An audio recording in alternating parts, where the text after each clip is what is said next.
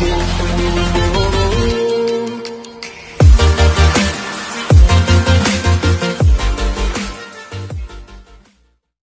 siang Pak Dani. Selamat siang Mas Agung. Oke, kembali bersama kami di Beyond Education Podcast. Oke, gimana kabarnya Pak Dani? Baik, alhamdulillah. Agung gimana, sehat? Itu yang tadi semakin berat. Nah, semakin berat.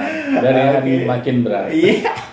Kayaknya harus makan kerupuk gitu. Ya udah, lanjut ya Pak ya. Siang hari ini kita akan membicarakan apa nih Pak? Kita akan membahas mengenai bakat. Mereka. Ya, kenapa kita akan membahas bakat? Karena bakat ini menjadi sebuah topik yang sangat hangat dibicarakan di masyarakat. Nah, ya. iya. Penyebabnya, ternyata di masyarakat itu ada yang pro dan kontra dengan yang namanya bakat. Ya. Ada yang pro dengan bakat, bahwa kesuksesan itu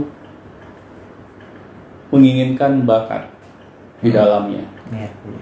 Dan yang kontra, kesuksesan itu tidak memerlukan bakat, cukup kerja keras. Iya benar.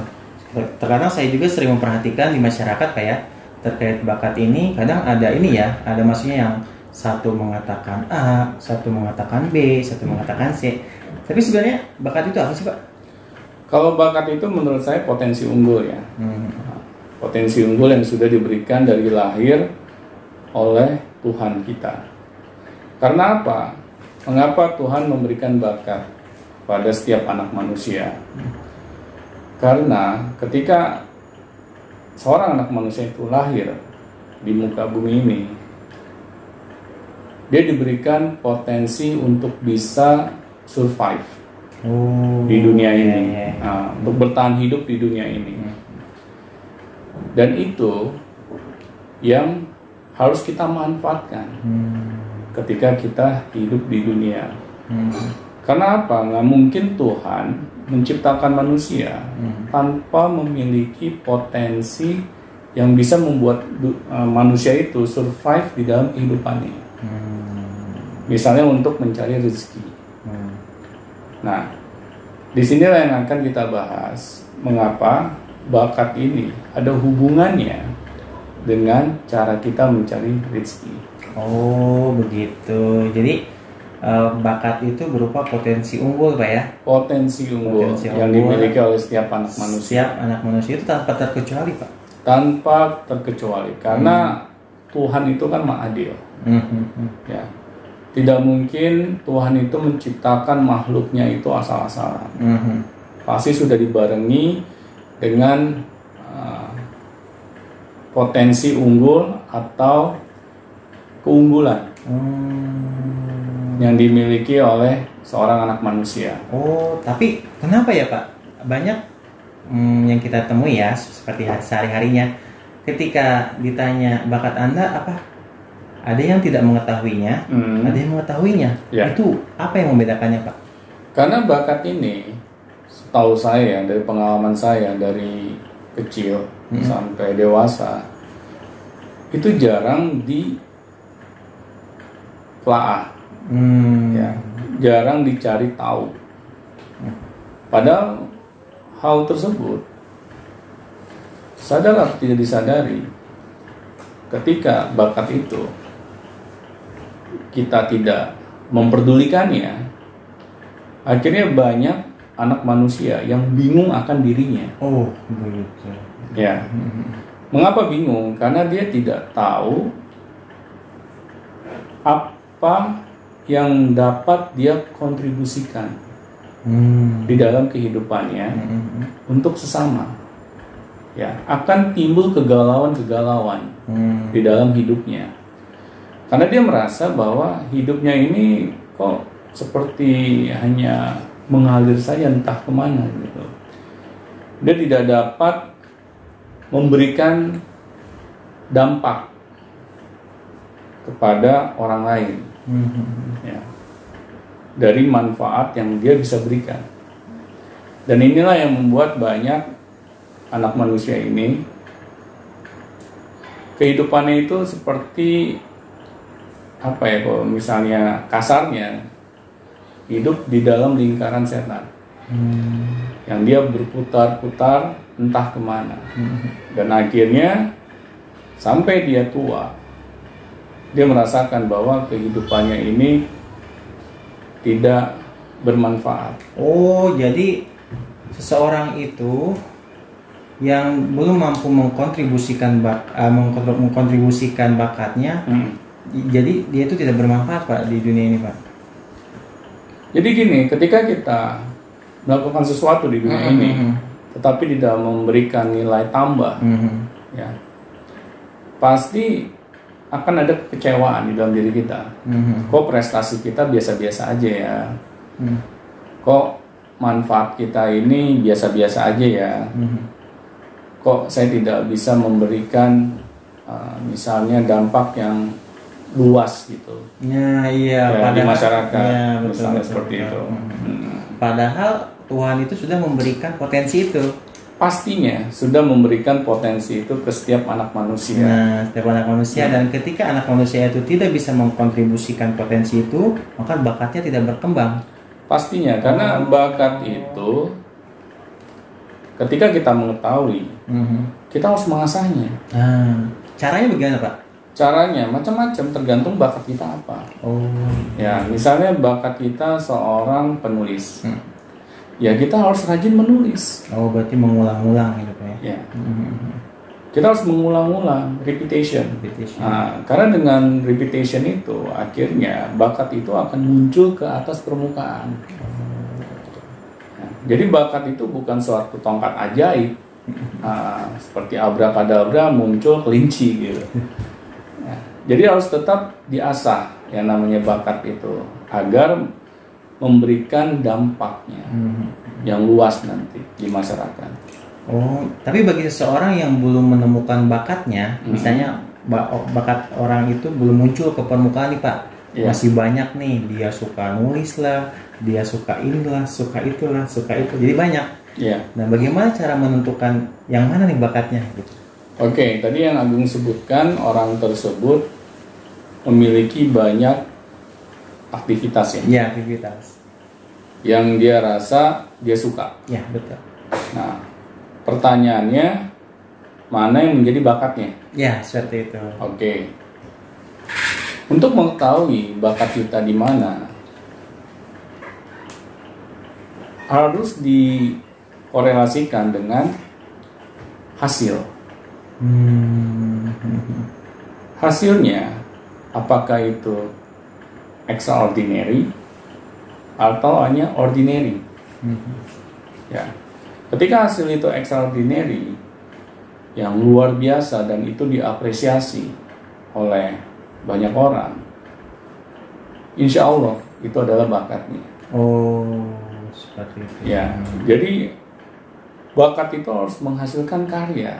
Bakat menghasilkan karya. Ya, tanpa menghasilkan karya yang extraordinary, menurut saya itu belum bakat. Ya. Macam-macam bakat manusia itu. Misalnya seorang Lionel Messi. Ya.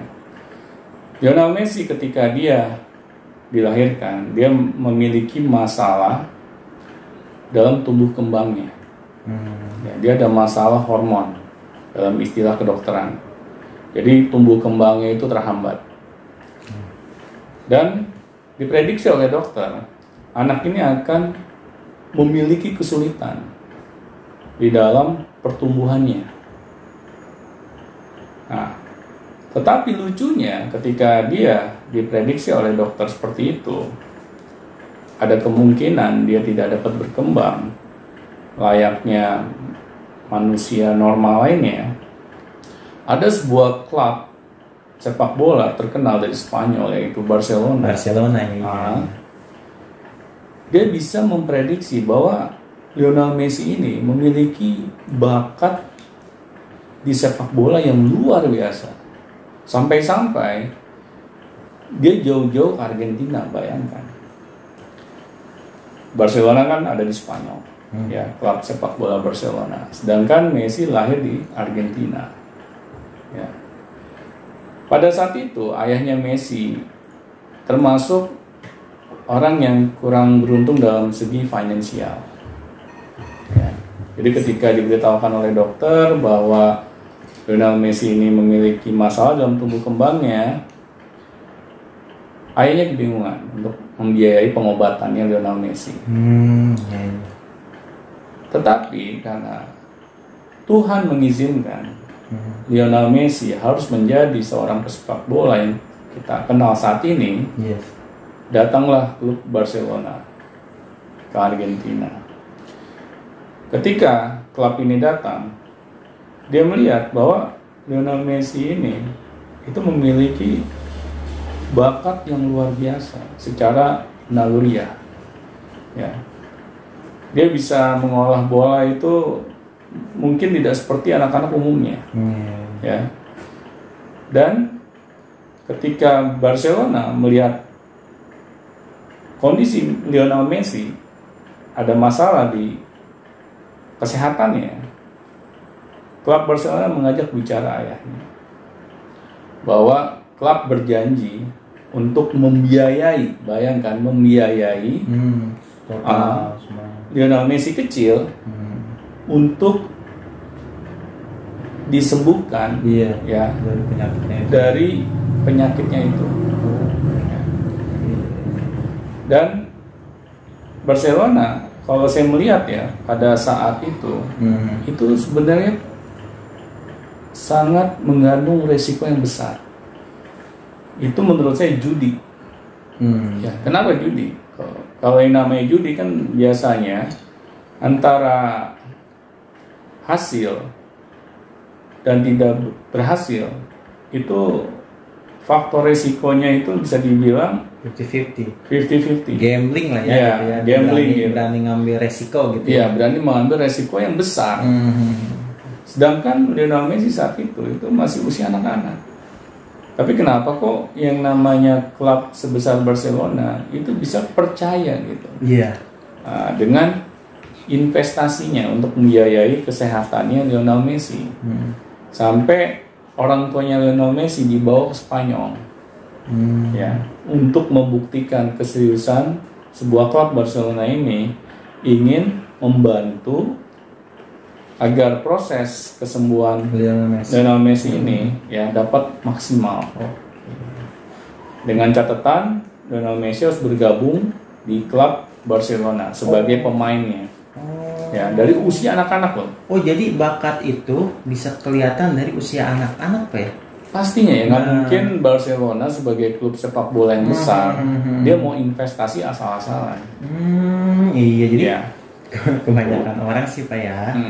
Karena ketika mengenyam sebuah pendidikan, dia kan ada disebut namanya kejuruan tuh. Kejuruan ada IPA, ada IPS, ada kuliah biologi.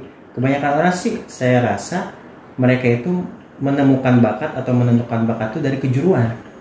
Apakah seperti itu, Pak? Maksudnya ketika dia di usia SMA? Iya, di usia mau remaja, seperti itu baru menentukan bakat. Oke. Nah, bagaimana Pak dengan kasus yang Lionel Messi ini? Apakah ada tips buat orang tua agar bisa melihat bakat anak itu dari kecil itu seperti apa? Sangat bisa untuk kita mengetahui bakat anak kita sejak kecil. Dengan cara apa? Dengan cara kita mengobservasi anak kita kesehariannya. Dari mulai dia bangun sampai tidur. Aktivitas anak kita sehari-hari itu kita harus lihat. Bagaimana sih dia melakukan aktivitasnya, apa yang dia suka, apa yang dia tidak suka, apa yang dia mahir, apa yang dia kurang mahir, ya. Semua itu kita coba teliti.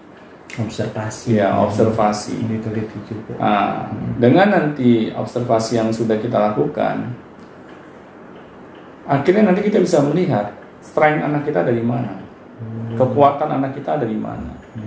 Ya. Ada orang tua yang benar-benar dia ingin mencari tahu apa yang menjadi strength anaknya, apa yang menjadi bakat anaknya. Dia berusaha gitu untuk selalu menemani aktivitas anaknya sehari-hari gitu. Sehari-hari. Dan ketika dia menemani anaknya, dia bisa melihat bahwa anaknya ternyata memiliki strength-nya atau kekuatannya itu di bidang robotik. Misalnya gitu ya. Ya, misalnya robotik. Iya, iya. Padahal anak ini masih berusia SMP. Bayangkan, seorang anak SMP memiliki strength di dunia robotik. Padahal mungkin yang kita tahu, robotik ini bisa dibilang suatu teknologi yang rumit Pak, yang rumit, yang rumit kalau untuk anak SMP ya. Ya, yang advance gitu kan. Tapi seorang anak ini karena dia memiliki strength di situ, dia sangat menyukai dunia robotik. Akhirnya dia benar-benar menekuninya sampai melahirkan prestasi. Dan prestasinya itu nggak main-main.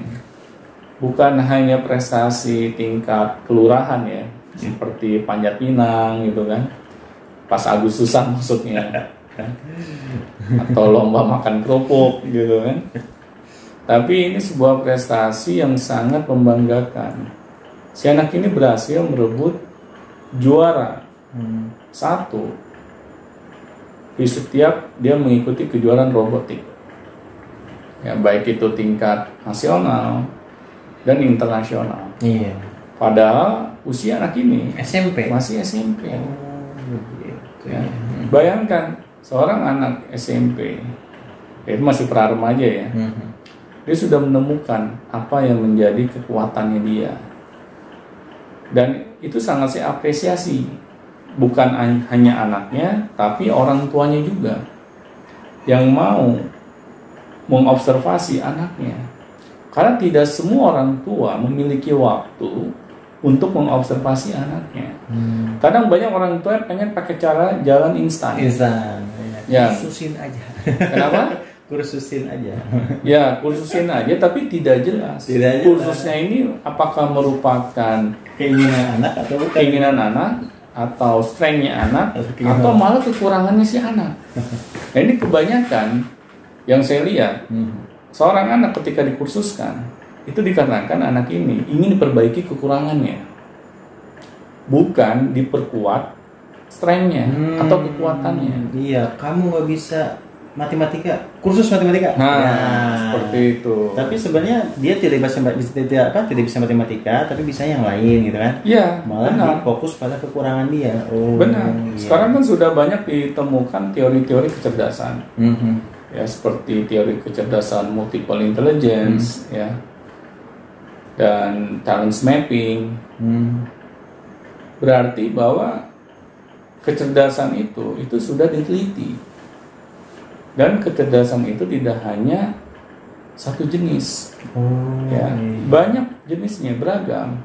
Tapi waktu kita dulu sekolah, kita biasanya kan para guru itu menyuruh kita untuk tes IQ, ya, intelligent quotient. Ya, tes IQ ini dipandang oleh banyak orang itu untuk mengetes kecerdasan. Iya, dan dijadikan modal dasar. Ya, jadikan modal dasar, jadikan patokan. Nah, tetapi bahayanya kalau hasil tes IQ itu rendah, langsung kita melihat anak kita, cara pandang kita sudah berubah gitu. Iya. Kita melihat bahwa anak kita ini tidak memiliki potensi unggul, diakibatkan tes IQ-nya itu rendah. Nah, disinilah yang harus kita lihat, apakah itu masih relevan di zaman seperti saat ini, yang dimana teori-teori kecerdasan itu sudah banyak hadir di masyarakat, ya, seperti teori-teori kecerdasan yang sebelumnya saya sudah sebutkan. Iya. Nah, ternyata di teori kecerdasan sendiri itu kecerdasan manusia itu memiliki perbedaan satu dengan yang lainnya. Iya, jadi memang cara yang paling efektif adalah observasi ya. Iya, observasi. Iya, daripada cara instan mengetes IQ dan kawan-kawannya, karena itu belum tentu menentukan strength-nya dia di mana gitu ya. Benar. Karena kalau tes IQ sendiri kan itu hanya mengetes intelijennya aja. Logika berpikir Iya, anak. logika Ya, berpikirnya. hanya matematika yang saya lihat yang di tesnya, kecerdasan matematika. Tetapi kalau teori kecerdasan yang lain, seperti contohnya kecerdasan di dalam multiple intelligence ya, ada kecerdasan musical, ada kecerdasan interpersonal, ada kecerdasan intrapersonal, ada kecerdasan spasial dan yang lain-lain. Itu tidak pernah kita coba cari tahu di antara kecerdasan itu apakah ada di anak kita.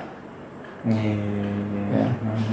Nah, makanya dengan bermunculnya teori-teori kecerdasan ini seharusnya membuat orang tua itu berusaha untuk mencari tahu kecerdasan anak kita ini ada di mana.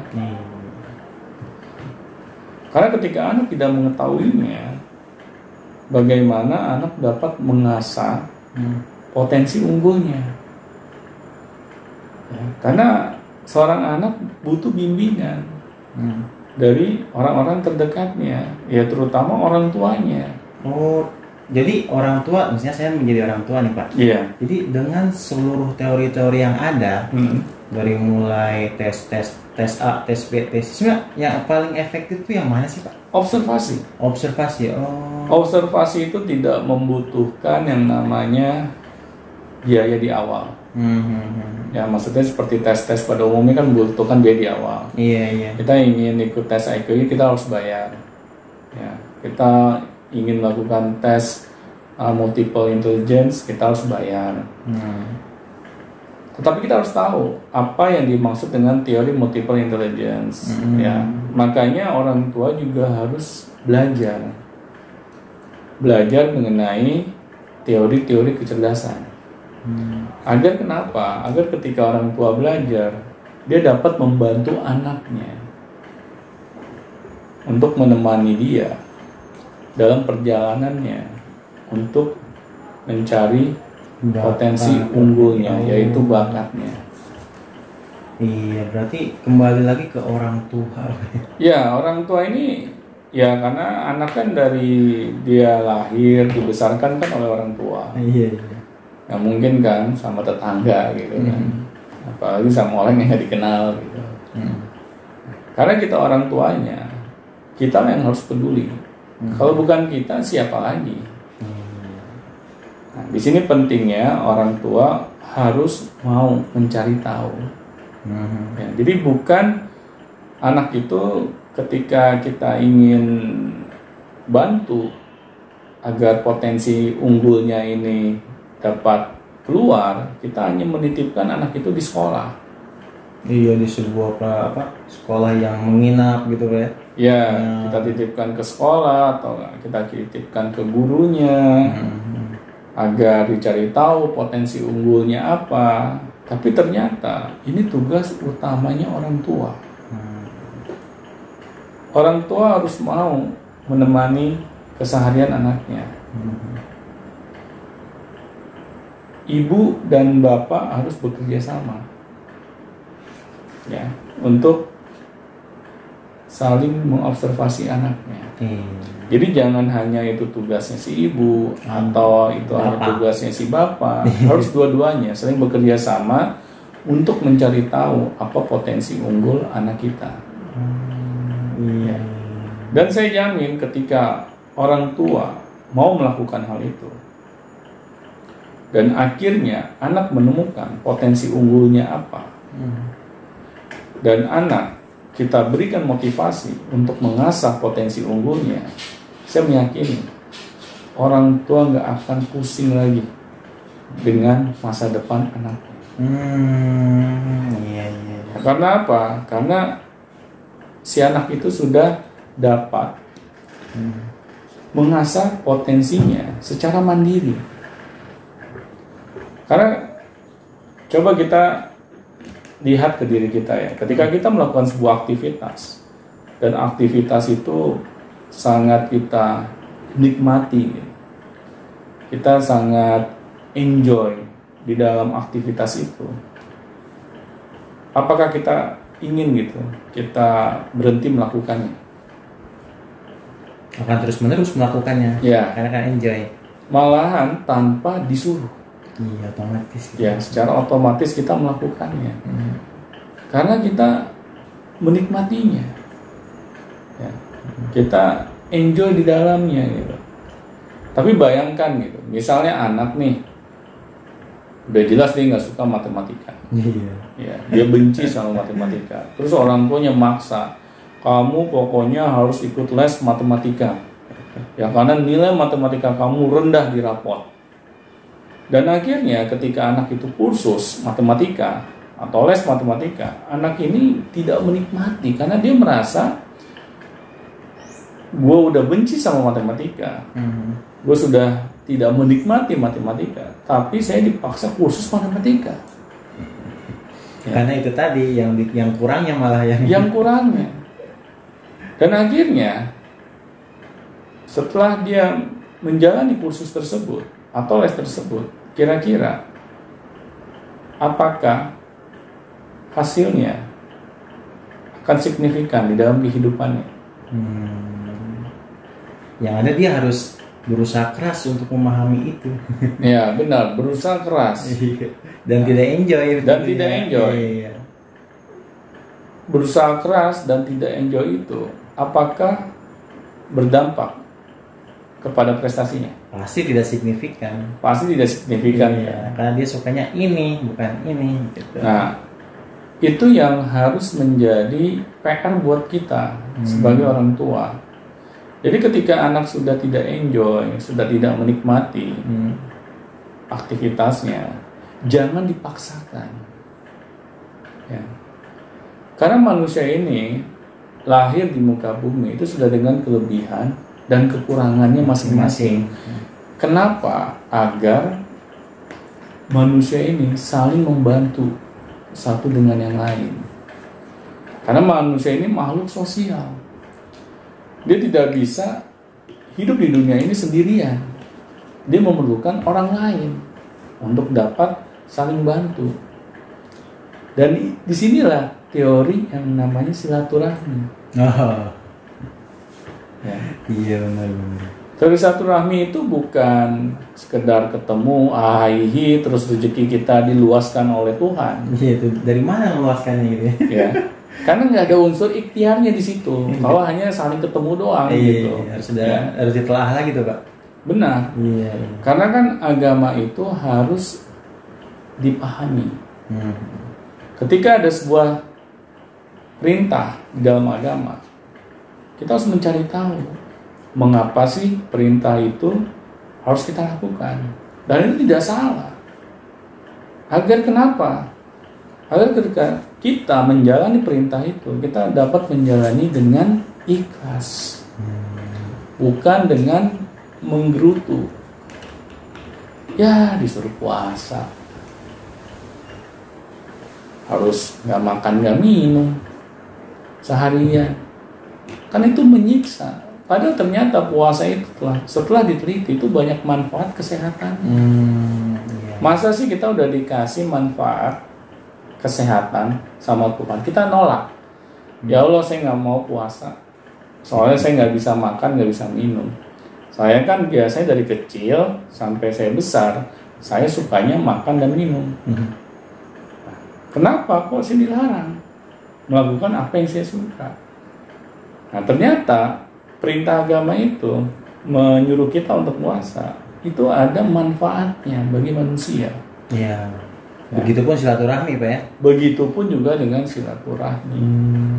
Nah, ketika teori silaturahmi ini saya pikirkan, perintah agama mengenai silaturahmi ini diharuskan, saya mencoba merisetnya dengan menghubungkannya dengan potensi setiap anak manusia yang berbeda-beda. Bagaimana tuh, Pak? Ternyata ketika kita merasa kita punya kelebihan A contohnya, ya, tetapi kita membutuhkan kebutuhan B, kecerdasan B untuk dapat menjadikan apa yang menjadi keinginan kita ini dapat terrealisasi. Nah, makanya kita mencari orang yang memiliki kekuatan B ini gitu.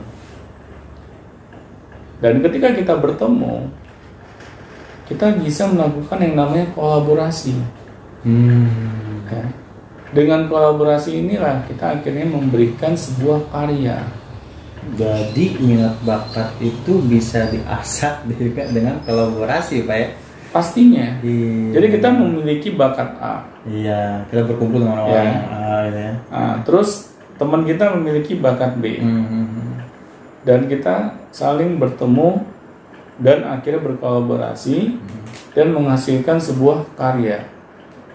Ya contohnya begini. Pernah Agung menyaksikan misalnya pagelaran musik, ya, band gitu misalnya? Iya, band. Sering ya? Iya. Lebih asik ketika kita nonton band yang mainnya sendirian apa rame-rame? Kalau saya yang mainnya Pak, orang-orang katanya saya sendiri juga udah cukup Pak. Oh, yakin? Jangan halusinasi. Nah, udah cukup. Ya. Ini bukan halusinasi kan?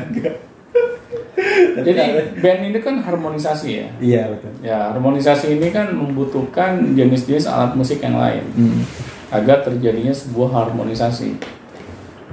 Ada gitar, ada bass, ada drum, ada keyboard. Ya.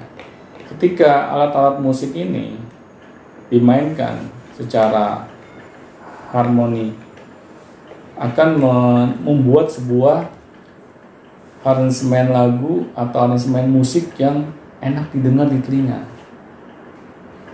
Nah, tetapi ketika hanya suara gitar aja, itu memang bisa juga dinikmati.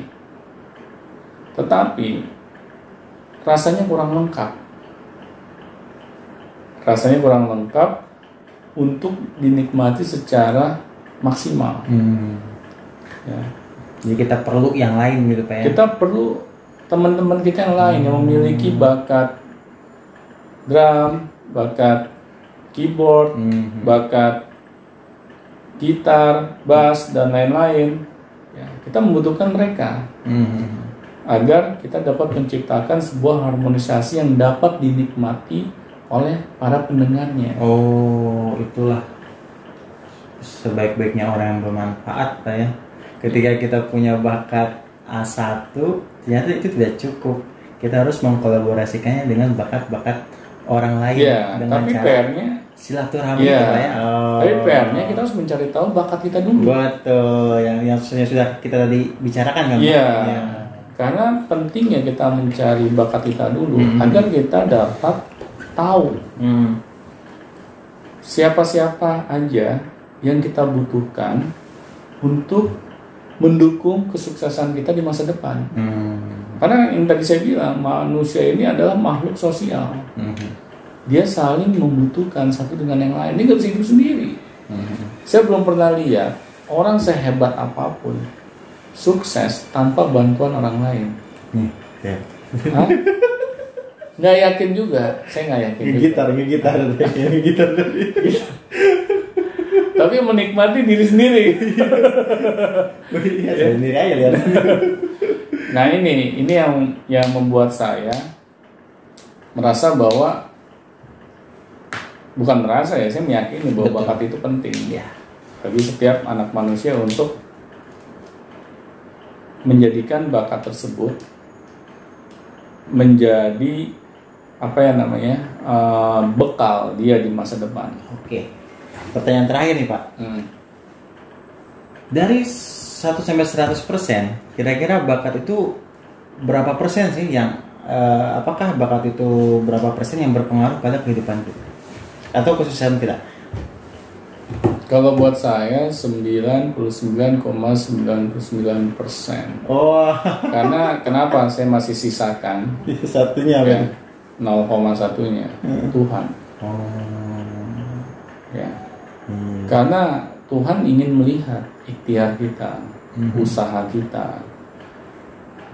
Ketika kita melakukan usaha ikhtiar semaksimal mungkin, kita tinggal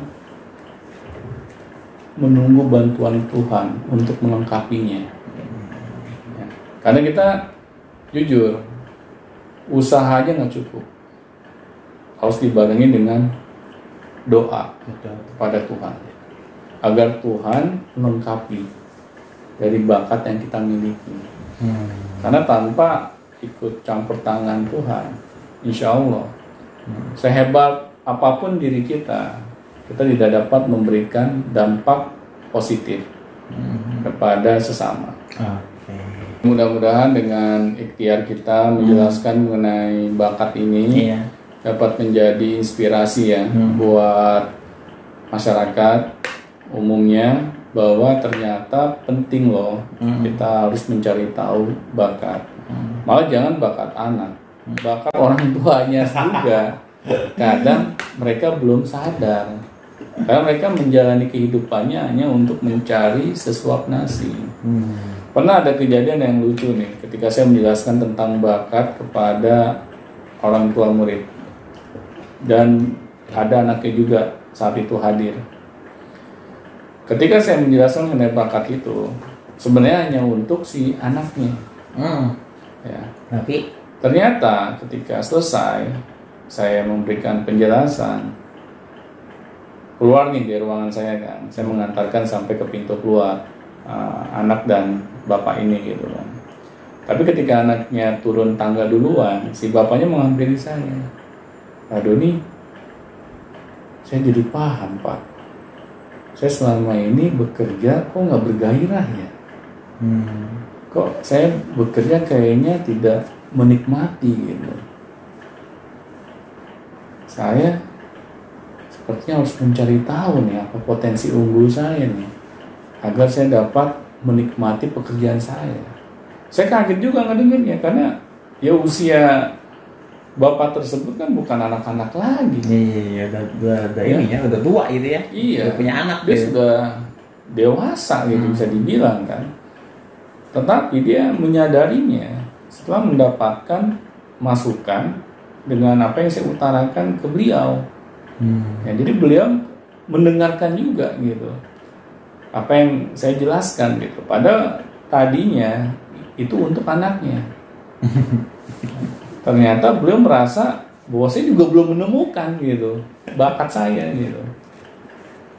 Dan di sini kan sangat disayangkan gitu ketika kita baru menyadari kita belum mengetahui bakat kita, potensi kita di usia kita sudah berumur. Ya. Padahal bakat itu kan tidak bisa muncul tiba-tiba, itu harus diasah. Malah ada beberapa bakat yang harus diasah dari usia sedini mungkin. Ya. Ya, contohnya ketika bakat kita di bidang atlet atau di bidang misalnya yang membutuhkan skill tuh musik misalnya, atau bidang-bidang yang lain yang membutuhkan memang olah tubuh. Dan itu kebanyakan harus dimulai dari usia sedini mungkin. Ya biar lentur Pak ya. Ya, nah itu butuh proses, butuh proses, butuh pembiasaan yang bukan waktu sebentar. Ya. Malah banyak kelihatan hasil dari bakat itu setelah bertahun-tahun berusaha, berjuang, jatuh bangun, ya. Akhirnya karya itu baru dapat dirasakan itu setelah bertahun-tahun kemudian. Ya. Tetapi ketika kita berbakat dalam bidang itu, biasanya kita melakukannya itu dengan ikhlas. Karena kita menikmatinya, meskipun kita jatuh bangun, kita jungkir balik, kita mati-matian, orang-orang masih pada tidur, kita udah bangun jam 4 subuh, udah latihan, tetapi kita menikmatinya. Coba bayangkan ketika kita ingin menjadi orang sukses, bisa nggak orang sukses tanpa kerja keras yang panjang? Menurut saya sih sangat mustahil. Ya, kecuali dia pakai tuyul. Pakai jin. Pakai jin. Ya.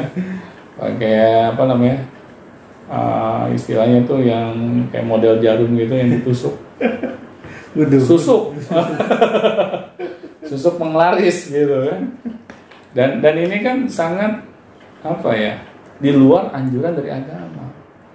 Jadi sukses itu nggak boleh instan. Sukses itu harus penuh dengan perjuangan, penuh dengan proses, agar ketika kita sukses kita tidak lupa diri. Ya, karena banyak orang yang jatuh setelah dia sukses akibat dia lupa diri, karena dia merasa kesuksesan itu gampang dia raih. Ya, karena dia melakukan cara-cara yang tidak benar. Dia pakai cara-cara yang instan.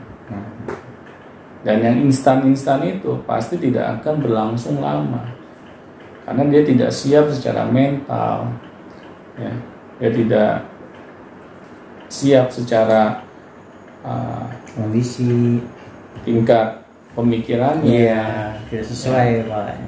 Nah, itu yang membuat dia tidak dapat bertahan lama ketika dia sukses. Oke.